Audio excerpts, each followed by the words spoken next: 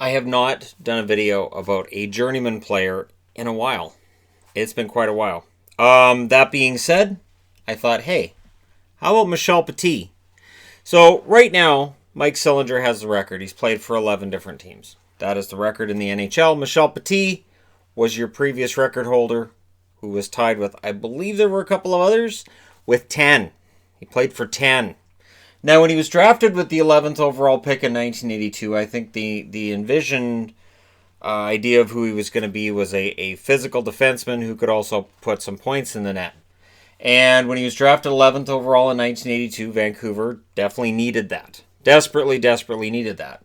His rookie year came, the year of his draft, 82-83, plays 2 games with Vancouver, no points on the board. 83-84, he plays half of the season with Vancouver, 44 games played, 6 goals, 9 assists, 15 points. 84-85, 69 games played, 5 goals, 26 assists, 31 points. And it's around here where the hand-wringing starts of, he's not really developing the way that we thought he would.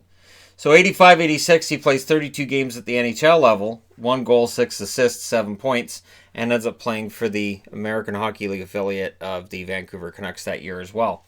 So it's seen at that point that he's kind of going backwards. And I think it was a mix of the points weren't there and the defensive numbers were poor. So I think that was kind of what happened. But there were still GMs around the league that believed, you know what, this guy's got some potential. We'll add him to our team, and we'll see how it goes. And that's how a guy ends up playing for 10 different teams. 86-87, he spends 69 games with the Vancouver Canucks. Doesn't play in the American League that year. 12 goals, 13 assists. So he hits double digits in goals for the first time in his career. He would end up doing that twice in his career. The following season, 87-88, 10 games into the season, Vancouver, after getting 3 assists out of him in those 10 games, says, all right, we're done with this project. They trade him November 4th of 1987 to the Rangers for Willie Huber and Larry Melnick. So, is that an underwhelming return? Probably, yeah. 64 games played with the Rangers after that, 9 goals, 24 assists, 33 points. So, that's a new career high for him right there. So, not bad, right? 88-89, he plays 69 games for the Rangers, 8 goals, 25 assists, 33 points. He's playing pretty darn well. But the Rangers say, okay, well, he's playing well, but we think we need a different kind of a defenseman. So October 5th of 1989, just before the season starts, he is traded to the Quebec Nordiques for Randy Moller. So Moller goes to the New York Rangers, and with Quebec in 89-90, plays 63 games, 12 goals, 24 assists, 36 points.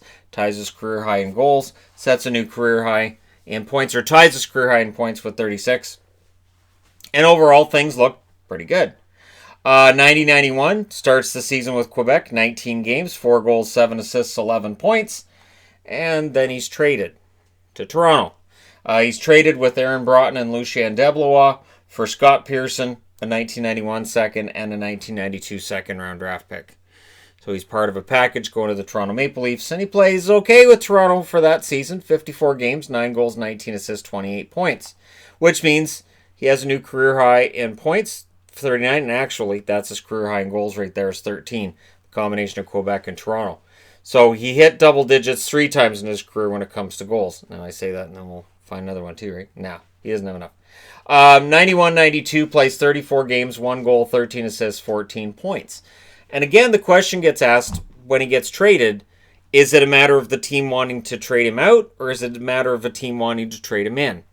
So he is part of the Gilmore trade. I'm not writing everybody on the board. I've done team histories. I'm going to have to write that trade on the board when I get to Toronto's.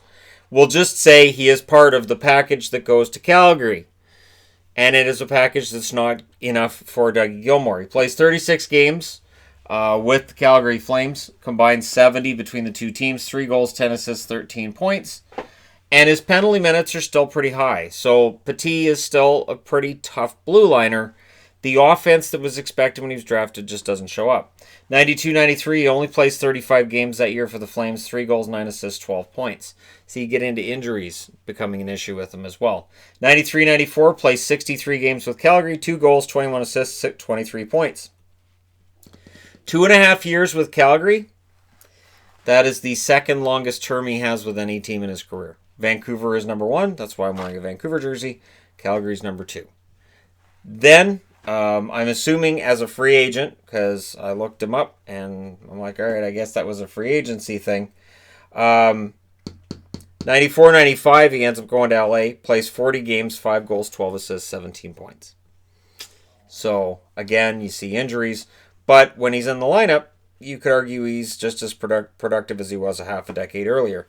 95-96, plays 9 games with the Kings, 1 assist, and then he is traded to Tampa Bay on November 13th, 1995 for Stephen Finn. Plays 45 games the rest of the season for Tampa, 4 goals, 7 assists, 11 points. And it's not just injuries here either. I seem to remember him being a number 7 defenseman and being a healthy scratch certain nights as well. 96-97, so Tampa Bay lets him go. He ends up in Edmonton as a free agent. 18 games, 2 goals, 4 assists, 6 points. I believe he ended up on waivers. Philadelphia grabs him on waivers. And 96-97, he finishes with 20 games as a Flyer and gets 3 assists. Then, again, assuming free agency, 97-98, plays 32 games, 4 goals, 2 assists, 6 points. So the Arizona Coyotes, then the Phoenix Coyotes, become the 10th team, giving him a tie for the overall record of teams played for by any player in the National Hockey League. It is remarkable, and yet people can point out that over the last 2 years he's in the NHL, he plays for 5 different teams. So he's a jersey collector almost as much as I am at this point in the game. Plays 827 games in his career, 90 goals, 238 assists, 328 points, 1,839 penalty minutes. I mentioned he was getting a lot of penalties, and he was a tough player. But minus 172 for his career.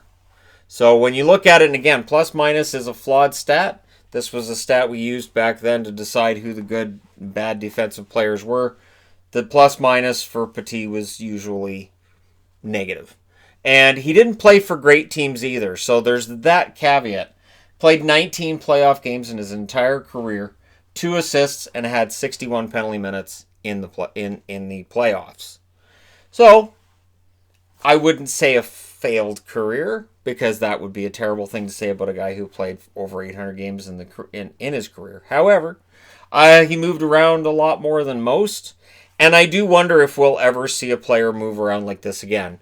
One example would be Lee Stempniak, whose career likely ended this year.